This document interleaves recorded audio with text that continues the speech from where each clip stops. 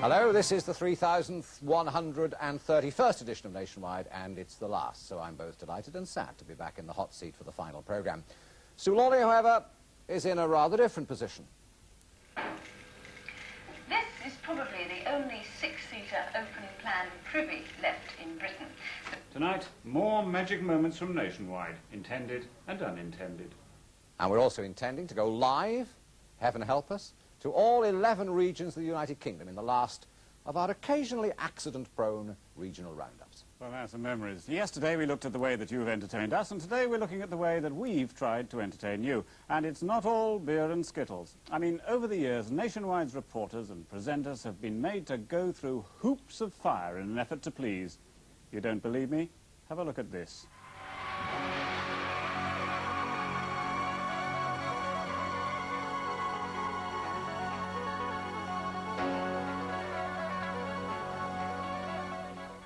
Yes, Diane did it and is still doing it to this day. As we all have to, because if you say to producers and editors, why don't you do a story about North Sea oil or air sea rescue, they say do it yourself. Which is why even the most elegant reporters have to adapt to doing it in all sorts of conditions and all sorts of rigs. At this point, I was to have said something illuminating and significant, but I've forgotten what it was. But I'm actually rather frightened. Whatever these guys up here get paid, they earn every penny. Mind you, occasionally reporters have been pushed too far, even the intrepid Diane Harron. And I've had enough. Well, let's make the checkpoint. No. Well, it's only found that... Even if we get to the control point, there'll be nobody there to take note of the fact the control point will have been withdrawn and we'll just be disqualified. And I see no point in flogging on. I've been rained on. I've been bloody hailstoned on. I have been this, and I want to go home. Have a look at this. Have a look at this. Look, we're here. All we've got to do is go round this corner. I don't want to know. And see, that is where we are now. And once we get to the top of that rise there, we can see that lake. I want to go home. Well, I've given up after doing only about 7 miles, but really I'm surprised I even did, you know, sort of those 7, considering I'm so unfit. I smoke about 50 or 60 cigarettes a day, and it just points out to me how stupid anybody would be to try this sort of thing, mountain marathon, without being very fit and knowing what they were on about. So the lesson is give up smoking with Nationwide, as hundreds of thousands of you did in 1976 in one of the programme's most genuine achievements. Well, one of the audience's most genuine achievements, because I'm sorry to report that all the Nationwide presenters who took the pledge at the time eventually went back to the wicked weed, except one, whose name I shan't even mention. But I'm sure you remember who started the rot. We've uncovered a sorry story of shame and treachery. It was brought to light by Laurie Choate, one of our film editors, who was running through the first rushes of a film being made in the West Country. He couldn't believe his eyes. There was a familiar figure holding a cigarette.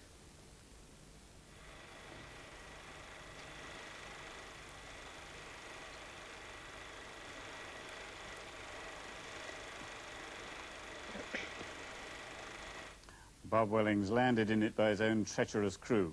James Hogg was once landed in it, or rather on it. It was a remote island where Gentleman Jim, chosen in typical BBC style precisely because of his unsuitability, was abandoned for a fortnight to fend for himself. Every 4 days, a film crew sailed in to chart his progress, and many of you have asked to be reminded of his discomfort. I'm slowing down so much, I have time to think a bit more. And, you know, I'm sure it's no surprise to anybody that I think to myself, what the hell am I doing here? And the other thing I keep doing is I keep forgetting which day it is. And I have to count up again on my fingers like that. My brain's going as well as my body, you see. Anybody who thinks that going back to nature is a good idea wants their head examining. I can tell them that civilization has got it licked. 5 years later, another reporter was abandoned without visible means of support, this time down the mean streets of London, when, in a remarkable and controversial social document, Tony Wilkinson discovered what it is to be down and out. The staff of Bruce House seemed scarcely able to cope with routine incidents. There simply weren't enough of them, and tact didn't seem their strong point. We paid money to sleep here, not to listen to you shout. this man paid to sleep in here as well, and he has the right. If he should come down and find somebody in his bed, he has the right to talk, okay? So you shut your mouth up and shut up for good. I paid good money to sleep in here, not listen to you. I just dread to think what some working man, who is a genuine bloke looking for work, would actually feel like, knowing that he's got to come home to a place like Bruce House every day. I mean, I shudder to think. Meanwhile, back in the studio, the presenters just sit back and read the autocue. That's a sort of machine that sits in front of them and tells them what to say, rather like a producer. In the studio, of course, our technicians are second to none, and our technology, well, perhaps in the very early days there were the teeniest of teething problems. I introduced a film about a man who drank 24 pints of beer every night of his life in London. And I said, so here we are then, coming up on your screens, Britain's biggest boozer. And up on the screen came a gentleman in full police uniform. He was a chief constable from somewhere or other. Well, anyone can make a mistake, but that was all 14 years ago. Today, things are different. Today, we do it in colour.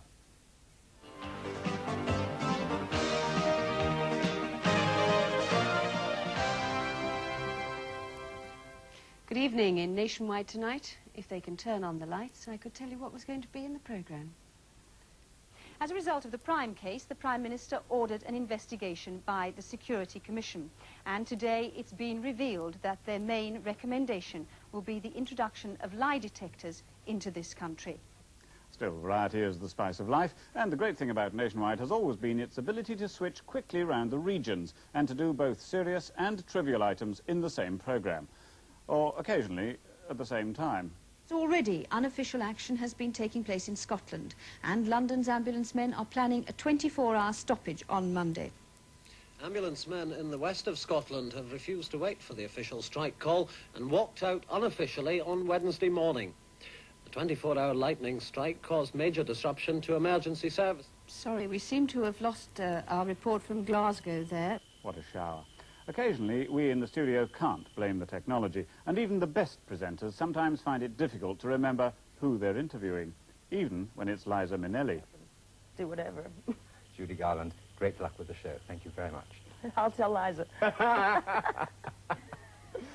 Hugh Scully, understandably overcome at meeting Liza. Mind you, occasionally people are understandably overcome at meeting presenters. So it would be, if you meet her socially, it would be Dame, whatever her Christian name is. Yes. On the bench it would be your ladyship or my lady or so-so. I must apologise, actually, to our actors who've been standing here for a very long time under the lights. Do just stay there. Can we actually go past our poor judge? They have been very patient, standing on these hot lights for a very long time. We should have provided chairs. We didn't. A laird. Now, that could... No. Right. The show must go on. One show that went on was something only this programme could have contemplated, let alone staged. The Nationwide Pantomime of 1977, an unique event. Who could ever forget it? Many of us will try, few will succeed, especially those who took part in it. Like the then Chancellor of the Exchequer.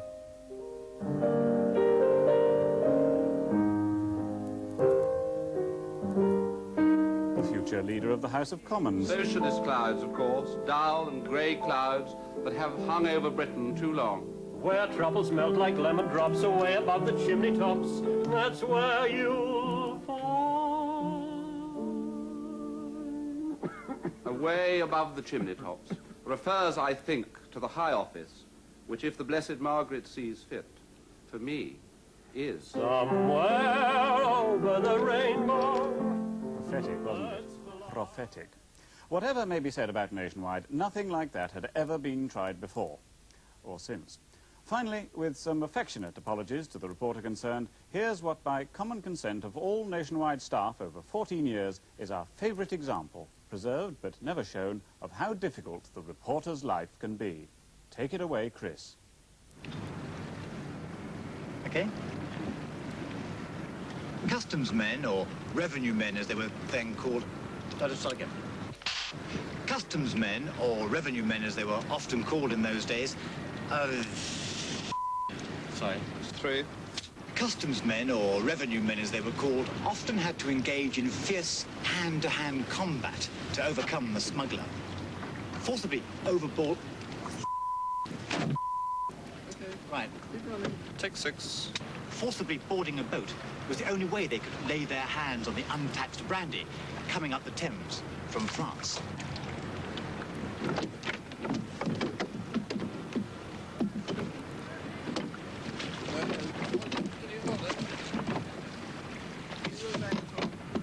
It's bloody holes!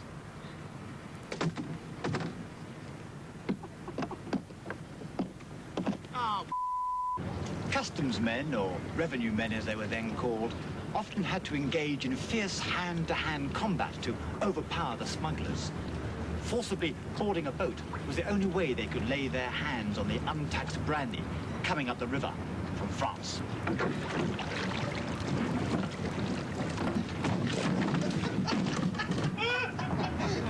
I like that. It's always the same, I'm afraid. Whether you're in the studio or whether you're on film, them up there always seem to ask you to do just one thing too much. What say you, Frank? Well, I do, but we've kept that one up our sleeve because it is a hitherto unpublished gem in this place and a much-loved item by Chris Rainbow, and quite ageless, don't you think? Absolutely, yes. I'm amazed when, you know, you've been picking out all week, and I've been watching the other programmes before this one, and there tonight. The one thing, I always had this theory about Nationwide, it can do and has done just about anything and everything, can't it? Absolutely, and looking through it, it isn't all skateboarding ducks and armless darts players and things. There's a lot of very serious stuff. Doesn't entertain quite so much on an occasion like this, but it's there. Anyway, you've enjoyed it, haven't you? Oh, very much, very much. Well, thanks to the compilations this week. They've been splendid, and I'm sure there are a few videotape recorders running in various places to pick up some very new material. Now then, when the programme began way back in 1969, for the first time the BBC combined all the skills and personalities of the regions in one network programme. You know, we're going to try and do it together. We must be mad, mustn't we? Well, Nationwide would certainly not have been the programme it was without the hard work of hundreds of our colleagues throughout the country. Now, over the years, some of the faces have changed, but some have been with us from the start, and actually they've changed a little bit too. Stuart Hall, you actually don't look very much older than when you began. How long have you been sitting in that chair? Oh, Uncle Frank, you are very kind. I've been sitting here now for nearly 20 years. And of course the regional programmes began before Nationwide, didn't they? That is so, and we're still going on, of course. When you've gone, we shall still be here. Yes, we must make that very clear, that all the regional programmes will continue. It's only Nationwide that is in demise at the moment. Now, a little favourite memory from you before we start on this incredible journey around 11 regions. Well, we're all keeping our fingers crossed. I think some of the cooking we've done on Nationwide has been hilarious. I once tried to make hot cross buns with a foam and ferment method, and before you came to me, the whole thing had risen up like a gigantic balloon, like a Quatermass experiment, and run away, and I was busy punching it when you came back to me. Cooking is always great fun on Nationwide. I shall miss it a lot. Stuart, you're the first in our chain. You're going to launch our roundup. Yes, because I've been at it once again. Before me, I have a gigantic cake. I donned the pinny yet again, slaving over a hot stove. I made this concoction, and over a piping bag, I am going to pop a little candle on it and post it down to you, Frank. It's never going to work. Courtesy of the 11 fastest postmen in the entire West. Here we go. Another epic is launched. Over to you, Chris. And I'm sure there's plenty of cream from the West Country in it, so watch the waistline, Frank. Ooh. Well, I'm saying goodbye with more than just a crocodile tear. After all, as you saw earlier, I gave some of the best years of my life to Nationwide, not to mention a broken back, bruised thighs and torn muscles when I dropped off horses and motorbikes and fell out of aeroplanes, as Diane did it. Incidentally, I never smoked another cigarette. Ah, lass, it's goodbye from Northern Ireland.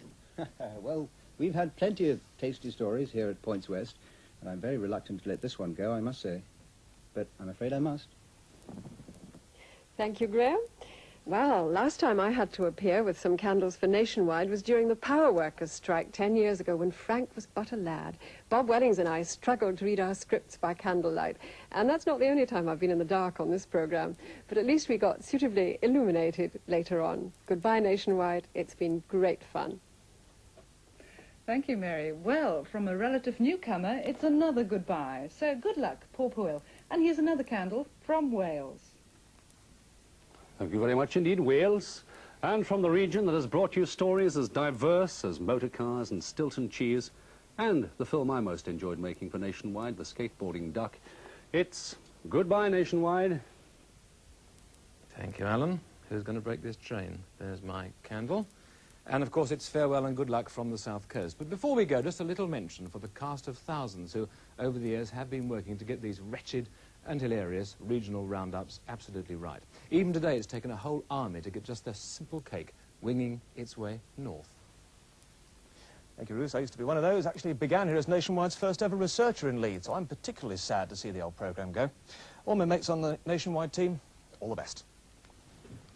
Well done, lad. Now, I'm back for the day to say my final goodbye and to remind Stuart Hall and Mike Neville about the time we got lost 3,000 feet up in the Nationwide air race.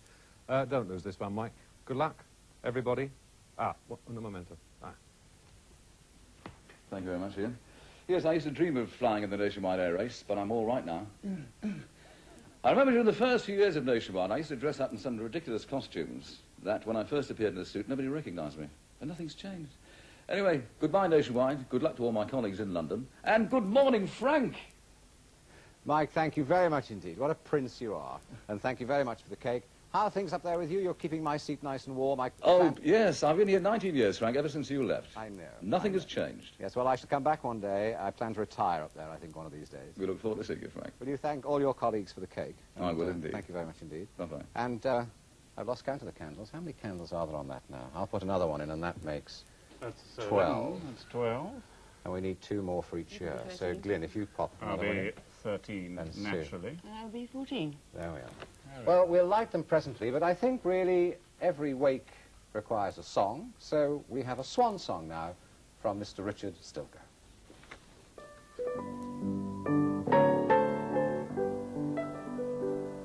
If you ask anybody you meet in the street what they saw in last night's Nationwide, they won't say Norman Tevitt or Scargill or Ben. They seem to remember the quirky aside, the balmy, the brave, or the merely bizarre that Nationwide made for just one day a star. But no longer tonight. Let me raise a last cup to the star of the screen who sums Nationwide up. Goodbye, skateboarding duck. Skateboarding duck, don't cry.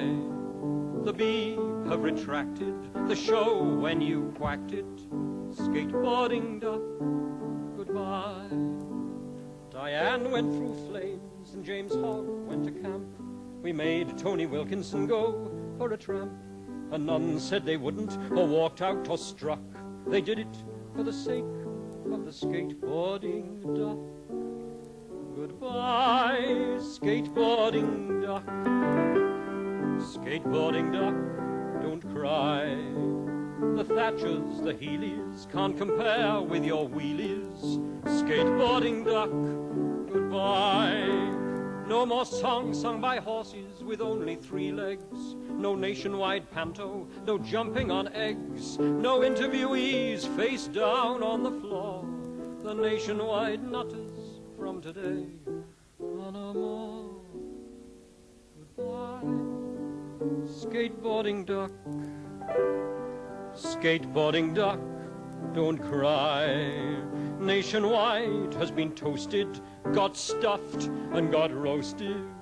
Skateboarding duck, goodbye.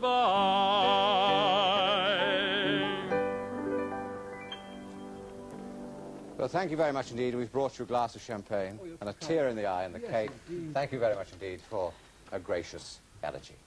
Well, saying goodbye is always the difficult bit, isn't it? 14 candles, 14 years, and this 3,131st edition is the very last Nationwide. In the fullness of time, a new programme will emerge in this early part of the evening. It's to be called 60 Minutes, and if they have half the fun informing you and entertaining you as we've had, they'll be very fortunate indeed. So from all of us, and particularly from some of my more recent absent friends, Lawley, Kershaw and Scully, thank you and goodbye.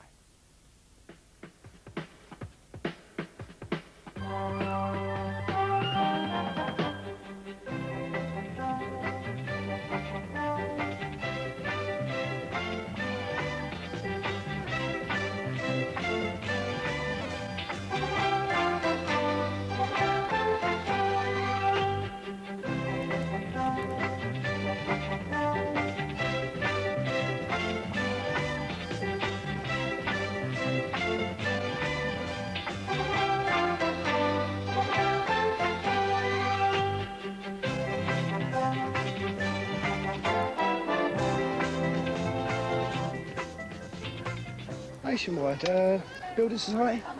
It's a building society, isn't it? As far as I know, one of the biggest in Britain.